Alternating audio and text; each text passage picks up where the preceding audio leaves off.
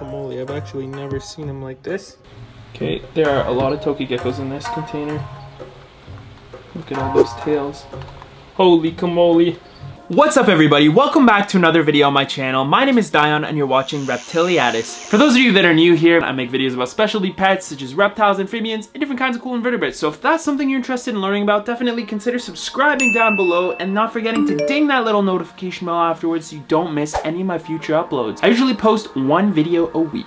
Friends, today is going to be quite the episode because we are going to be redoing the entire Tiki Torch Tokay Terrarium. Why, you may ask? Well, let's have a closer look right now. It's bad news in there. I mean bad. If you want to do bioactive, that's a great thing, but there's a whole slew of unique problems that can come with that. One of them being plant pests. And there's no shortage of that going on inside that terrarium right now. And it's the primary reason we have to get to work and stop it before it spreads to other terrariums in the room.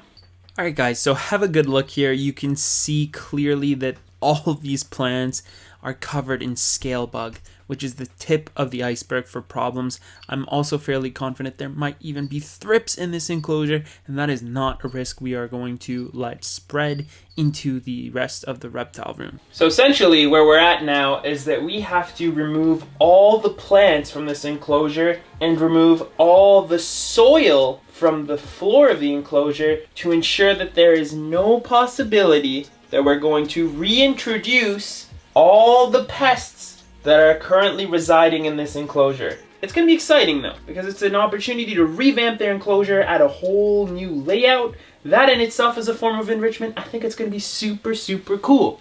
Alright, so now that we've clearly established that this enclosure needs to be torn down and cleaned out and rescaped and replanted, we gotta get the inhabitants out. And Tokay geckos are primarily nocturnal, which means they're active during the night, which means that they're all hiding inside the cork hollows and behind the wood, and they're gonna be very hard to remove. As you may or may not know, we have Tiki Torch, who are the male and female pair living in here, and they have over 6 offspring that are also living in here with them. A lot of Tokays to remove, and it's not going to be fun trying to wrangle them out. So, we're going to wait till nighttime so we can take advantage of using food to catch them more easily. Hi.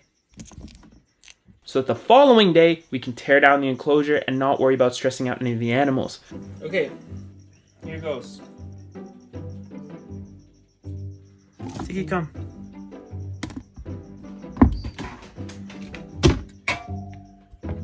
That's how you catch him. Stress-free, no need to grab him and stress him out. He's good.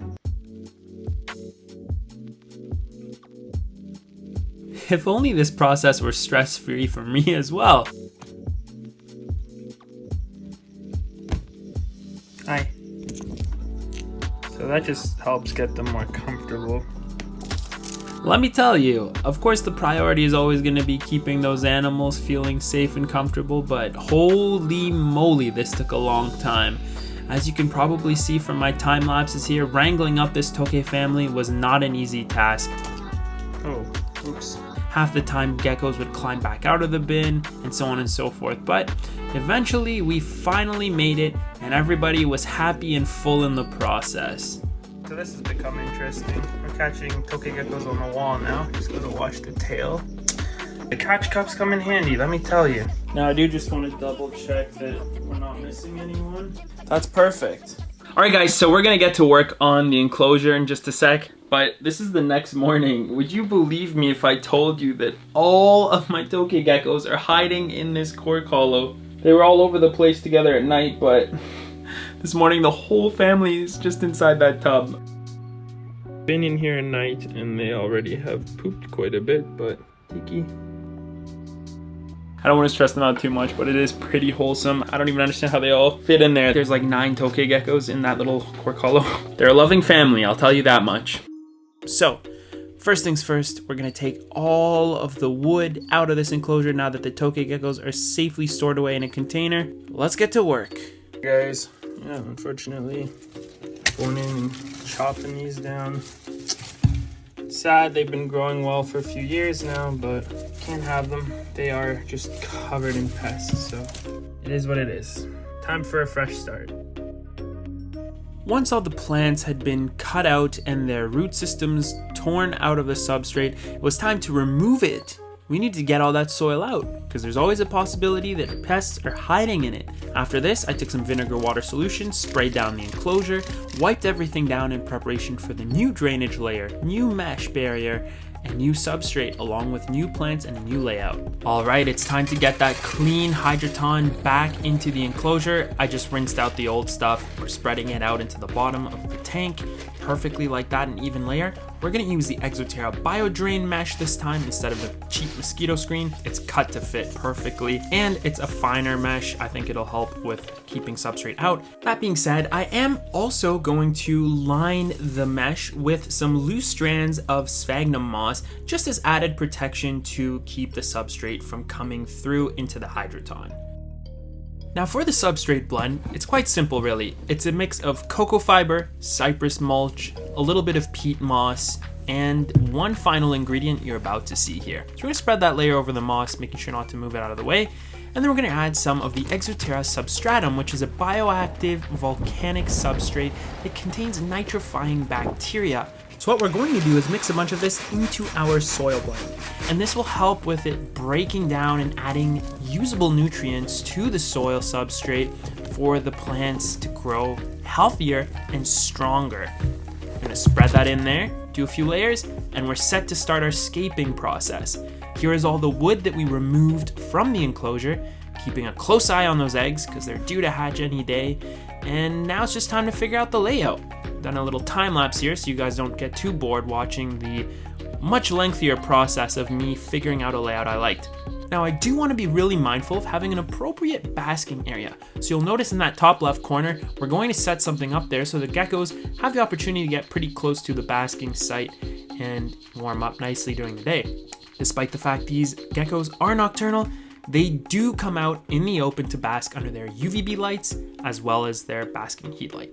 I'm starting to really like this layout. What do you guys think?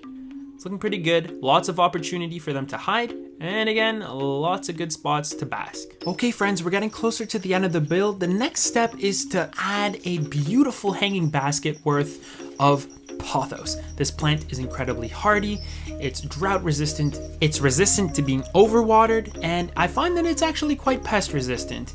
I don't seem to find that it is susceptible to most types of pests. Thrips don't seem to show any interest. I think the only thing I've ever seen on it in the past is mealybugs, and so I don't want to deal with any worries. We're going to plant this enclosure heavily with pothos in hopes that it will also grow and spread over the wood, provide a sense of security to the tokay geckos, and just make it look very, very nice with healthy, hardy live plants. Can't go wrong with pothos. I know some people find it to be basic, but honestly, it looks amazing, especially when you get that nice mature growth with large foliage. Now we're going to go ahead and give the pothos a healthy misting, spray it down nicely so it can better acclimate. It'll elevate the humidity, water the plant a little bit, and then from there we'll go and systematically water the soil where we've planted the roots of these pothos cuttings. Next, we're going to cover all the substrate in the terrarium with a nice thick layer of equatorial forest floor leaf litter. This consists of Ardisia leaves, and it will not only provide enrichment for the animals as they have to maneuver through it to catch prey that is hidden, it will also provide shelter and organic matter that breaks down for our cleanup crew. In this build, that will consist solely of tropical white springtails.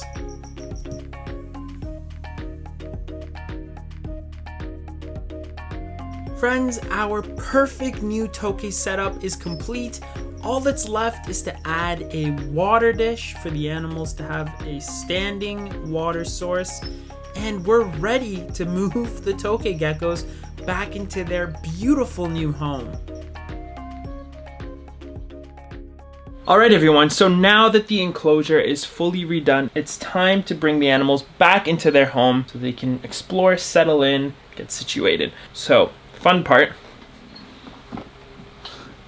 we're going to take all of the tokay geckos in here and coax them back in. Oh, this is gonna be great. Okay. I am already seeing some pretty defensive animals. Boy, I have a feeling this is going to be a lot harder than I was hoping. Okay. Tiki. Come on.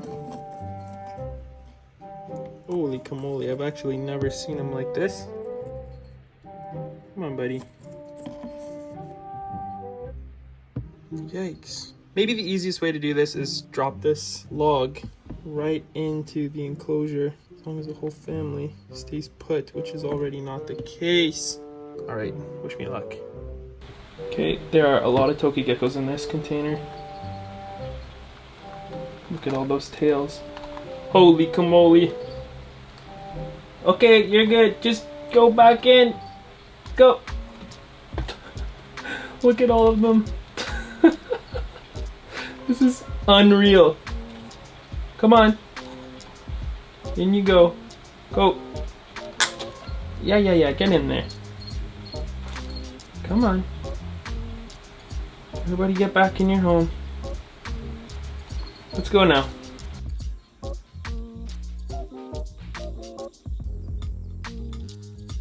You can see how Tokay geckos make such good parents. You can actually see the babies that are hiding under Tiki. Pretty wholesome. It's a game of patience. I'm not gonna lie, it'd be easier if I had both hands free. I'm trying to film it with better angles for you guys, but it should work out okay. We're gonna make this work. Alright guys, come on. This is your new home. It's a good place. Okay. Come on. Up we go. One of the babies is down here too. You can see there's some tiny little ones under torch here. They're trying to hide under their mama. I'm gonna set this here for a sec. Here's one of the wee little ones. You're okay.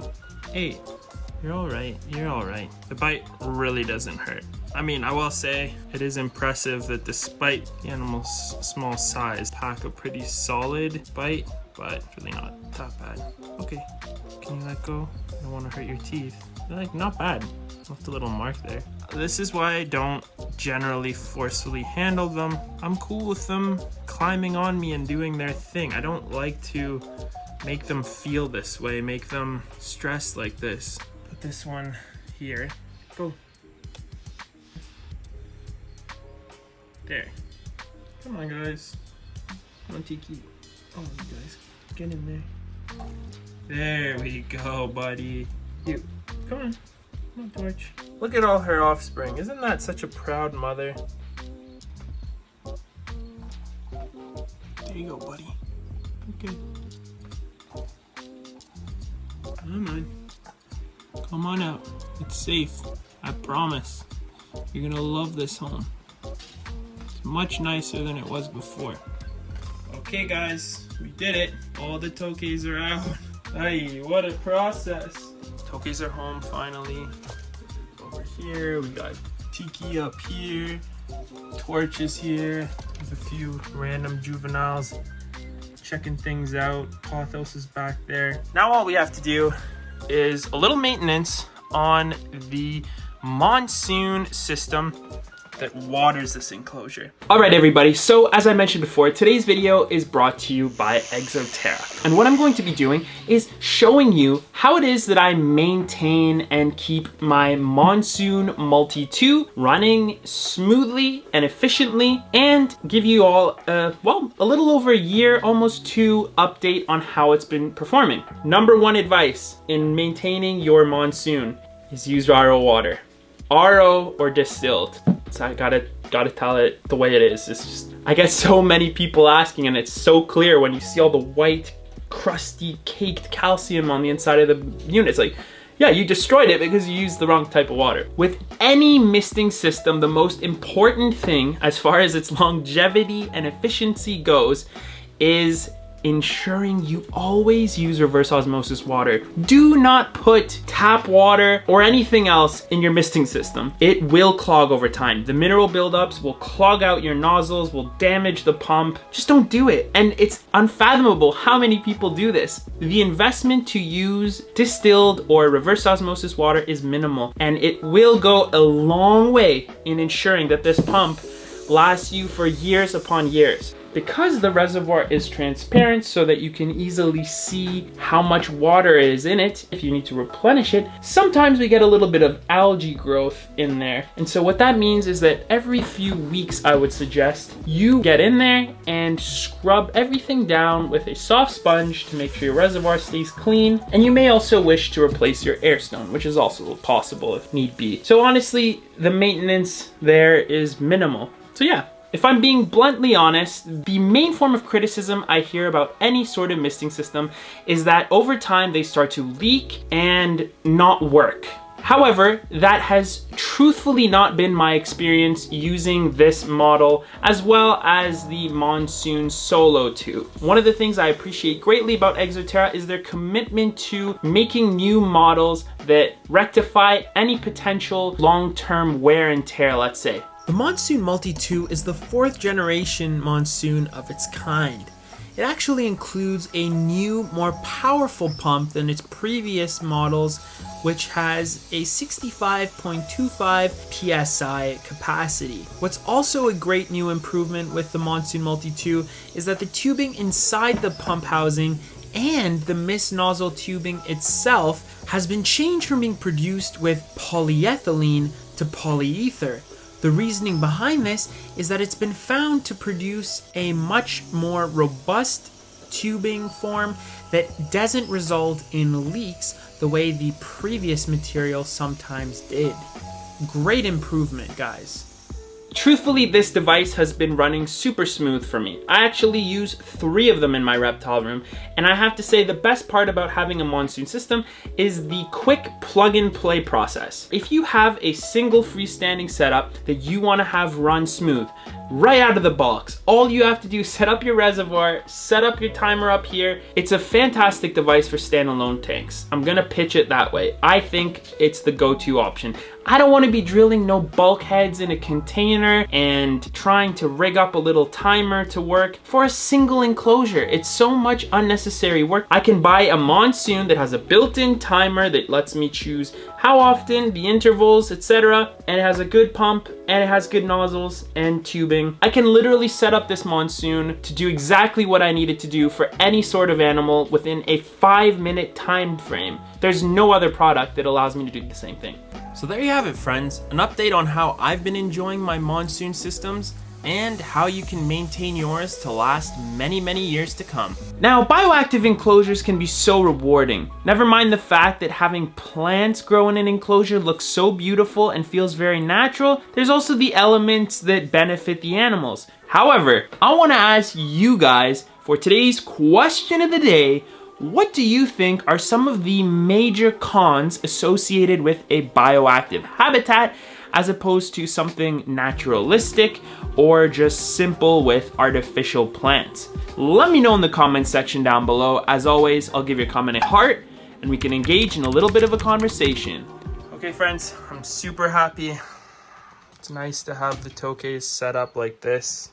I think they're gonna do really well in this new setup. So I do want to give you all a nighttime update on how the animals are doing in the new setup. Pretty amazing. And I also want to share the excitement that, as you can see here, one of those eggs is hatched. So I did a bit of searching around the enclosure. It turns out that that baby is hiding over here. There, that's a better shot. It's kind of hard to get back there. But yeah, they're hiding. The adults, there's Tiki there too. So, as you can see, the Tokay family is doing really great. I really hope you guys like it. Well, everybody, there you have it. I sincerely hope you enjoyed watching today's video. Let me know in the comment section down below what you think of the new Tokay setup. I think it's fantastic. It looks really elegant. Your opinions are valued. I want to hear what you think as well. Hopefully in a few months, it's going to grow really nice and the animals are going to love it. I'm excited. Really excited. I want to take another moment to thank Terra for sponsoring today's video. I highly recommend the Monsoon. If you want to purchase one yourself, there's a link in the video description to the Amazon affiliate link. If you enjoyed this video and you want to see more terrarium builds, check out the playlist up above. Otherwise, I can't wait to see you all next week for an upcoming video. Take care, everybody, and have an awesome weekend. Bye.